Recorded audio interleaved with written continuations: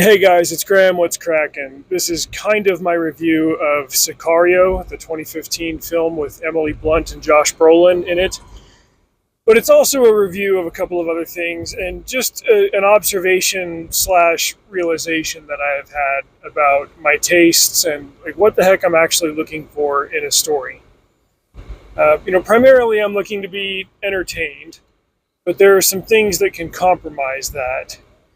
One of them is like there's sort of an element of gamesmanship when I am reading as a reader, but also as a writer, where I'm analyzing what the writer is trying to do in the story. And if I find myself analyzing it too much, it's because I'm not being just entertained by what's in front of me. And if I'm overly focused on, let's say, like beating the author in a battle of wits, and then I end up beating them, the text is not doing its job in entertaining me. And despite me having read something like 80 books this year, I still find myself having a hard time like getting into stuff because more often than not, it seems like a writer isn't really engaging with me for some reason. The first book that I read, I'm not going to name it, it was a romance by an author that I've read before and enjoyed. The premise sounded interesting, but right off the bat, for the first time, this book was like, there's a trigger warning for the following pieces of content, and I got like 30 seconds into this list of like the trigger warnings, and like, you know what, the hell with this, like I'm already mad at it. Just because like that act right there told me that the author was going to be like trying to tackle serious, weighty emotional issues in a book that really wasn't the kind of thing that I would pick up for that. Like it told me right there that I wasn't in the audience. It wasn't necessarily a fault or a flaw of the book. It just told me right out of the gate, like, this is what this experience is going to be, and I'm not in the mood for it. So, punted on that. I went to the next one, which was the third book in the Terminal List series by whatever the heck that dude's name is. I really, really liked the first book in that series. I thought it was crazy intense, even with the content being like very R-rated, a lot of language, a lot of gore and violence and stuff. And there's even a part where Reese goes and like raids this Mexican whorehouse cartel headquarters thing, and he like breaks into this room where these, I'm not even going to say it, like an activity is going on, and he has to sort out some hostiles from some neutrals, and there are details. You get it. Like, there's a reason I don't repeat stuff like that. Like, even with that in the first book, the story and the character in the first book were just awesome. The second book, like, it got way more intense with the graphic content, like, enough to the point where I was like, oh, damn, like, I got a problem reading that as entertainment.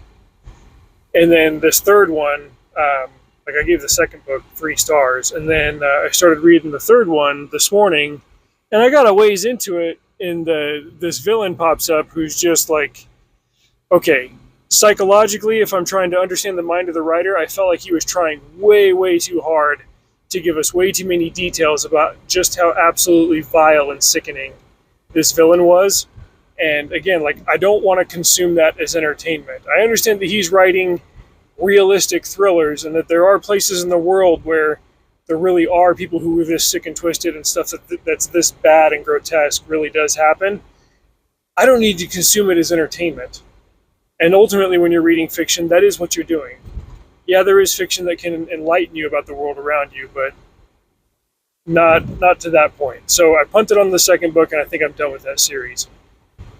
Then I go and pick up the third one, which was a rewrite of a book that I read last year, which I generally enjoyed last year. I think I gave it 3 stars, but it was on the upper end of 3 stars. The rewrite was supposed to improve a couple of things. I got about a quarter of the way through it, and if you guys knew who Kenny Parrish was, and you talked to him in real life, like, I DM'd him, and I'm like, a tirade of fury going off on this book. And I realized while I was talking to him what it was that pissed me off about this book. The author is older than me by a couple of years, and if I were to drop his name, you'd know who he was. even if he himself is not a bestseller, he runs in same circles as a couple of other well-known names, and he should be able to write better than this.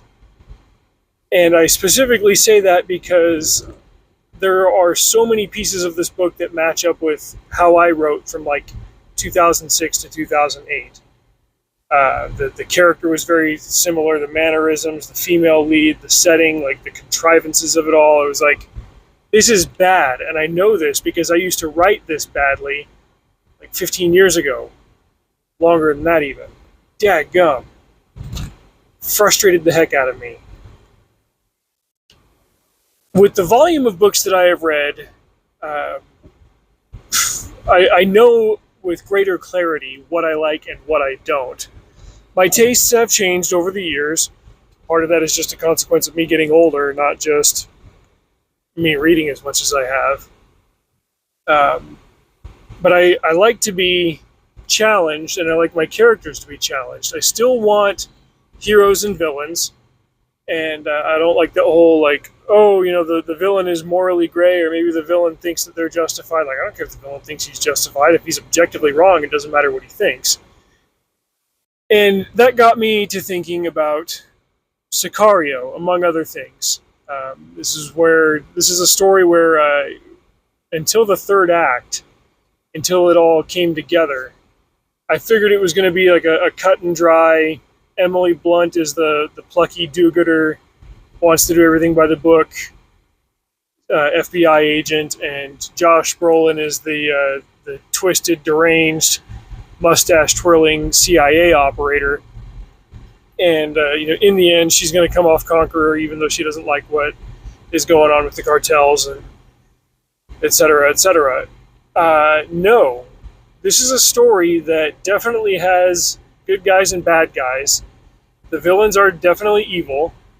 The good guys have a functional and bedrock disagreement on how to handle the bad guys. And they both have some points of right on their side. If you're unfamiliar with Sicario, like I said, it came out in 2015. Emily Blunt plays an FBI agent. Josh Brolin plays a CIA operator. There are a couple of other actors in there. John Bernthal has a small role. Benicio del Toro plays a former Colombian cartelero who then got trained by the CIA, and now he works with the CIA against the Mexican cartel. He's got a past. And there are a couple of others, but those are the main players. And after an operation, an FBI raid on the American side of the border goes wrong,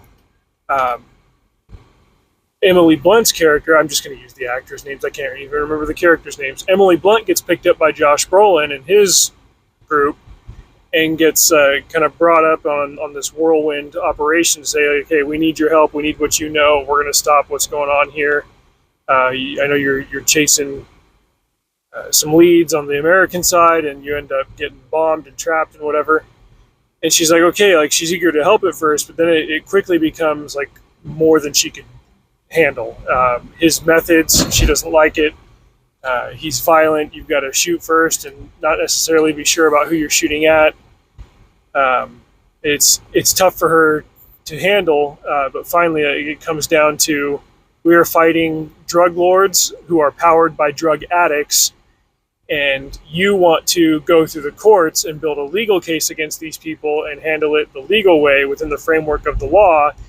We have tried that. They are slippery. They have agents who are compromised on the inside. What we do is more direct, and it gets results.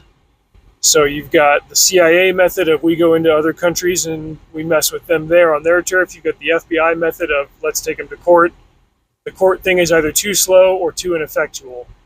What we're doing works. And there's this line where Brolin tells her, he goes, until you can convince 20% of the world to stop sticking this stuff up their nose, he's talking about cocaine, he goes, you're never going to be able to take the power away from these cartels. This is how we have to engage with them. That conversation really gave like both of those characters some gravitas, because they were both convinced that they were right, and they both had reasons for believing that they were right, and they both also had flaws in their logic and tactics. It's just that one of them was actually getting something done against this dire threat of the cartels, which were kidnapping and murdering people and getting up to all sorts of nefarious no good. It reminded me of Christopher Nolan's Batman trilogy, the Dark Knight trilogy, especially the second one, where once Joker discovered what Batman's line was, he was trying to force him to cross it. He was trying to force him to say, like, hey, you've got to kill me in order to stop me. And Batman ended up having to roll the dice on the general decency of the public of Gotham, including the prison population, to prove Joker wrong. Daredevil had this same thing going with the argument on the roof in season 2 with the Punisher. Punisher says to him, he goes, you knock people down and they get back up. I knock them down and they stay knocked down. The problem is that Punisher just hunts people down and murders them. But he doesn't just murder people for no reason or murder innocent people. Like, he hunts down criminals and he kills them. Whereas Daredevil's whole thing is, like, I try to do it within the framework of the law, and I only go hunting people down if they escape actual justice in the courts. And he wants to believe that the system works, but it obviously doesn't, and that's why he's got to suit up and go out and beat people up who escape actual justice. In The Dark Knight, his bit with backing Harvey Dent is that he wants the legal system to work. But organized crime is very organized and very effective. He's got to do such a good job as Batman of breaking up their methods of subverting the law so that the law becomes the biggest gun in town. His ultimate goal is to retire and to have brought peace to a crime-laden town. And in order to do that, like, he's got to work with the law and do the things that they can't until they are able to change the culture. That was the whole bit with the RICO case of getting all of the organized crime bosses locked up for 18 months. So that's what Gordon and the commissioner and the DA were all talking about. Imagine what you could do with 18 months of clean streets. All of these give depth to what would otherwise be frivolous fiction and entertainment. Like, oh, here's this do-gooder FBI agent who gets roped in with the CIA and sees how dirty you actually have to play to fight the cartels. Oh, here's an actual effective crime fighter who finishes the job that Daredevil can't seem to finish. He just ends up murdering people to do it. Hey, here's this guy who wants to believe in the law and wants to put an end to crime, but he's got to go out and technically, by the definition of the law, be a criminal to do it. It's a challenging question. And especially in the case of SICARIO, it's based on things happening in the real world and presented in such a way that it does challenge you as the viewer to think, well, if there's a solution that's tidier for this, I mean, you're welcome to think it up and pitch it, but until then, like, this is how we've got to fight this particular evil. I like those stories that challenge me in that way intellectually. That's why I enjoyed SICARIO. I might not have enjoyed it years ago, but I'm at that point now in my entertainment consumption arc that that's what I'm looking for. Anyway, as always, if you guys have a book recommendation, hit me up. Till next time, drive safe. See you out there.